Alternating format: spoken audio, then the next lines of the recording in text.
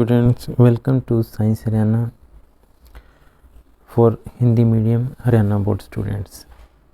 आज हम साइंस का पेपर कर रहे हैं बच्चों, 2020 का क्लास 9th का। इस बार भी 2020 जब कोरोना टाइम से पहले वाले पेपर की तरह ही शेड्यूल रहेगा बच्चों। तो अभी हम फिजिक्स वाला पोर्शन करेंगे, इसके बाद अलग वीडियो में केमिस्ट्री और बायो। तो फिजिक्स में जो पहला क्वेश्चन हमारे पास है, अगर कोई वस्तु वृत्तीय पथ पर एक समान चल रही होती है तो उसकी गति क्या कहलाती है? तो उसकी गति कहलाती है एक समान वृत्तीय गति, यानी यूनिफॉर्म सर्कुलर मोशन। तो इसका आंसर आएगा ऑप्शन ए, एक समान वृत्तीय गति। तो नेक्स्ट क्वेश्चन करके देखते हैं हम। कोई वस्तु m द्रव्यमान की है, वेग v से चल रही, तो उसका संवेग क्या होगा?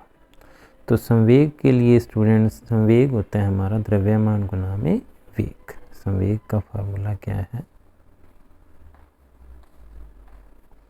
द्रव्यमान गुना में वेग, यानी कि किसी वस्तु में कितना गति भरी हुई है, m गुना में v, P बराबर mv। ये संवेग का सूत्र होता है। देखते हैं हमारे जो दिए हुए क्वेश्चन में ऑप्शन कौन सा बी सेट बैठेगा। ऑप्शन बी,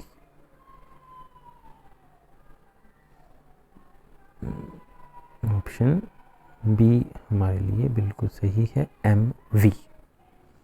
नेक्स्ट क्वेश्चन करके देखते हैं बच्चों। क्वेश्चन नंबर 3, डैश से कम आवृत्ति की ध्वनियों को अवश्रव्य कहते हैं। अवश्रव्य बच्चों 20 हर्ट्ज से कम आवृत्ति वाली ध्वनियों को हम अवश्रव्य ध्वनि कहते हैं, और 20,000 हर्ट्ज से ज़्यादा वाली ध्वनियों को हम पराध्वनि कहते हैं। तो 20 हर्ट्ज, हर्ट्ज किसका मात्रक है? आवृत्ति का। 20 हर्ट्ज से कम आवृत्ति को हम क्या कहते हैं? अवश्रव्य, इंफ्रासोनिक। अवश्रव्य ये सुनाई नहीं देती, मक्खी मच्छर कुछ की जो पंखों की जो आवाज़ है इस रेंज में होती है। भूकंप की जो तरंगें होती हैं 5 हर्ट्ज 7 हर्ट्ज इस रेंज की होती हैं। तो नेक्स्ट क्वेश्चन करके देखते हैं बच्चों। तीसरा क्वेश्चन हो गया। चौथा क्वेश्चन, अब 2 नंबर वाले क्वेश्चन शुरू हो गए। त्वरण किसे कहते हैं? त्वरण का मात्रक व सूत्र लिखें। त्वरण बच्चों जब भी वस्तु की गति में परिवर्तन आए, त्वरण वस्तु की गति बढ़े या घटे तो त्वरण होता है v माइनस u बटा टी। समय के साथ जब भी किसी वस्तु की वेग में परिवर्तन की दर को, वेग में परिवर्तन की दर को हम क्या कहते हैं? संवेग कहते हैं। वेग में परिवर्तन की दर को ए से इसको डिनोट करते हैं। ए बराबर v, ये सूत्र लिखोगे ना बच्चों तो ज़्यादा अच्छा लगे। v माइनस यू बटा टी। ए त्वरण है, v अंतिम वेग, u आरंभिक वेग और t समय। जब कोई गतिशील वस्तु अचानक रुकती है तो आप आगे की ओर झुक जाते हैं, क्यों? तो इसका सीधा सीधा उत्तर है जड़त्व के कारण। किस कारण? जड़त्व के कारण। चलती हुई चीज़ चलते रहना चाहती है, रुकी हुई चीज़ रुके रहना चाहती है। जैसा कि चलता हुआ पंखा जब हम बंद करते हैं तो थोड़ी देर के लिए वो घूमता रहता है, तो चलती चीज़ क्या रहती है? तो इसीलिए हमें जब जैसी बस अचानक से रुकती है तो हमें आगे की ओर धक्का क्यों लगता है? क्योंकि हमारा शरीर का ऊपर का हिस्सा तो स्थिर अवस्था में आ जाता है, परंतु नीचे का हिस्सा तो स्थिर अवस्था में आ जाता है, परंतु ऊपर का हिस्सा अभी भी गतिमान रहना चाहता है। इसलिए हमें क्या लगता है? आगे की ओर धक्का लगता है। बस में बैठे हमें कई बार आगे की ओर धक्का लगता है जड़त्व के कारण। तो अगला क्वेश्चन देखते हैं बच्चों। पहले 1 नंबर में जड़त्व बताओगे, फिर सारा एक्सप्लेन करोगे बच्चों। छठा क्वेश्चन, छठे क्वेश्चन में है 2 उपयोग, व्यवहारिक उपयोग बताओ ध्वनि तरंगों के परावर्तन के। बच्चों ध्वनि तरंगें टकरा के वापिस आती हैं। तो जैसे कई बार आपने सुना होगा इको या प्रतिध्वनि सुनी होगी। जैसे हम कुएं के अंदर बोलते हैं तो हमें ध्वनि दोबारा सुनाई देती है, तो इसको हम कहते हैं प्रतिध्वनि या ध्वनि का परावर्तन। तो आपने सुना होगा परावर्तन। तो इसके 2 उपयोग क्या हैं। एक तो उपयोग है इसका स्टेथोस्कोप में डॉक्टर करते हैं, जो है सुनने के लिए आपके दिल की धड़कन को या खांसी चेक करने के लिए। दूसरा इसका उपयोग है सोनार यानी कि तली का गहराई का पता लगाने के लिए सोनार का उपयोग होता है। Sound navigation and ranging. कई बार समुद्र की तली हवाई जहाज के थ्रू समुद्र के नीचे ध्वनि तरंगें भेजी जाती हैं और वो समय नोट कर लिया जाता है कि कितनी देर बाद वो ध्वनि तरंगें वापस आईं। तो ये विधि जिसमें समुद्र की गहराई मापते हैं हम सोनार के तरीके से, तो इसका उपयोग कहाँ होता है हमारा सोनार, साउंड नेविगेशन एंड रेंजिंग। और दूसरा स्टेथोस्कोप डॉक्टर इस्तेमाल करते हैं इसका।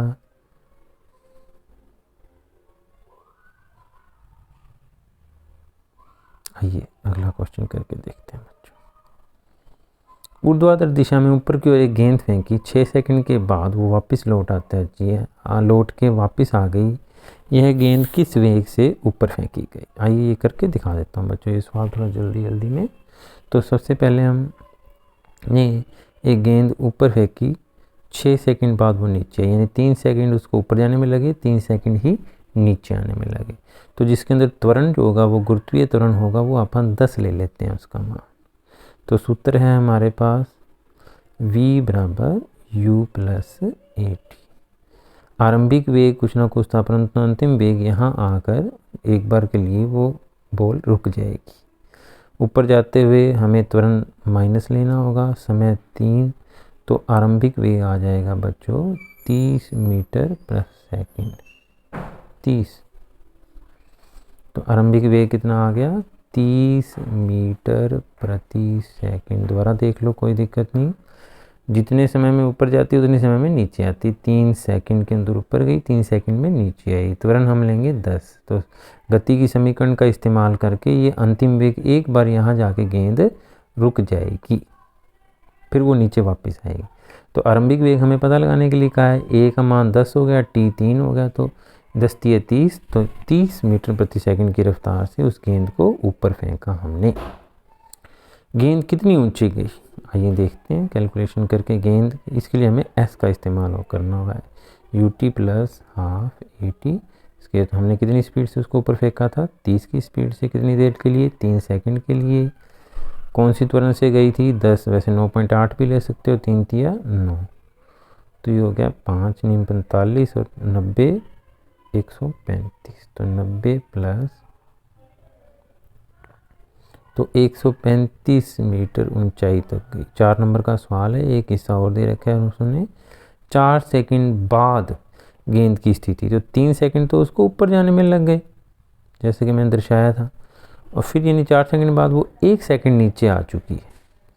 यानी कि ऊपर से चलते हुए उसकी यात्रा 1 सेकंड की पूरी हो चुकी है। ऊपर उसका आरंभिक वेग क्या था 0, 1 सेकंड वो चल चुकी है।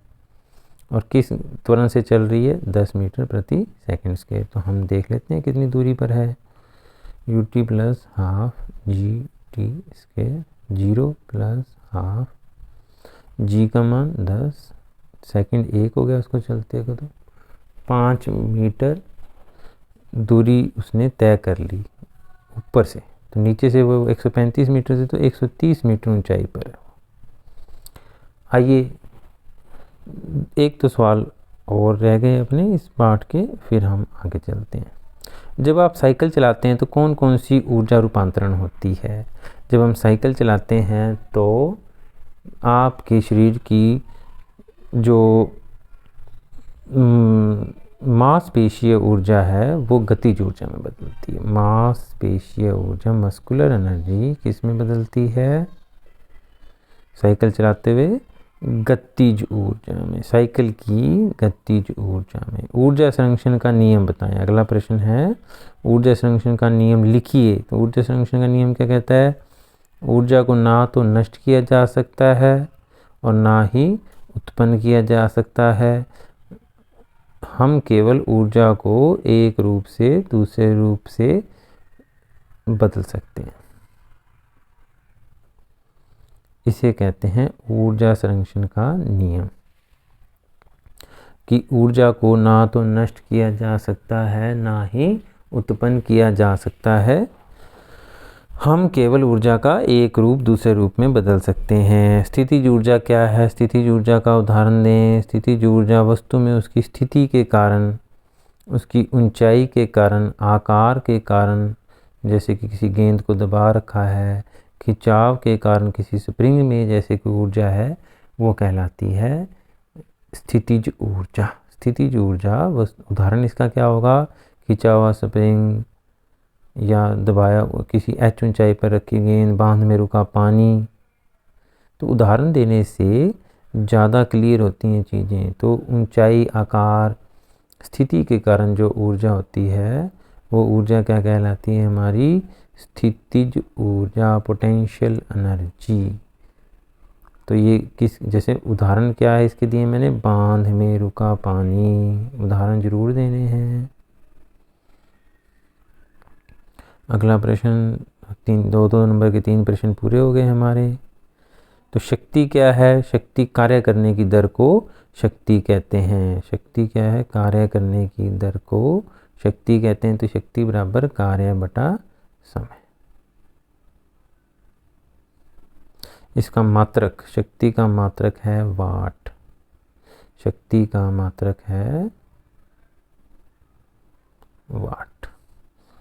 अगला प्रश्न और क्या है 2 नंबर में? 4 नंबर में 2 लड़कियां 200 न्यूटन 4 मीटर ऊंचाई की रस्सी तक चढ़ी। एक लड़की ने 10 सेकंड लिए, एक लड़की ने 30 सेकंड लिए। तो उन दोनों की पावर देखनी है, किसने कितनी ज़्यादा ऊर्जा खर्च की। तो हम अभी कर देते हैं ये क्वेश्चन। थोड़ा सा दोबारा स्टेटमेंट क्या थी? 200 न्यूटन बल लगा और 4 मीटर ऊंचाई तक गई। तो पहले हम किया गया कार्य देखते हैं क्या हुआ।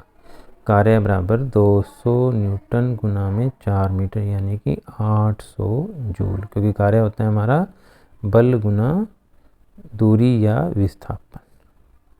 तो 4 मीटर दूरी पर गई थी वो 200 न्यूटन बल लगा के, तो 800 जूल। लेकिन एक लड़की ने यही कार्य 30 सेकंड में किया, एक ने 10 सेकंड में किया। तो शक्ति बराबर होती है 800 बटा, एक केस में तो होगी 800 बटा 10, 80 वाट। और दूसरे केस में क्या होगी? उसने 30 सेकंड ज़्यादा देर लगाई ना, तो उसकी शक्ति बहुत कम होगी। 3 दूनी 6, 3 छीक 18, 3 छीक 18 चलता है 26.6 वाट। तो शक्ति किसकी हुई? जिसने वो कार्य 10 सेकंड में ख़त्म हुआ। तो प्रत्येक लड़की का। तो अब अगला जो वीडियो बनाऊंगा बच्चों में, वो केमिस्ट्री के क्वेश्चन इसी पार्ट के सोल्व करके बनाएंगे। आज के लिए इतना ही। अच्छे तरीके से पेपरों की तैयारी करें बच्चों। पुराने पेपर बहुत फ़ायदा करते हैं तैयारी के लिए।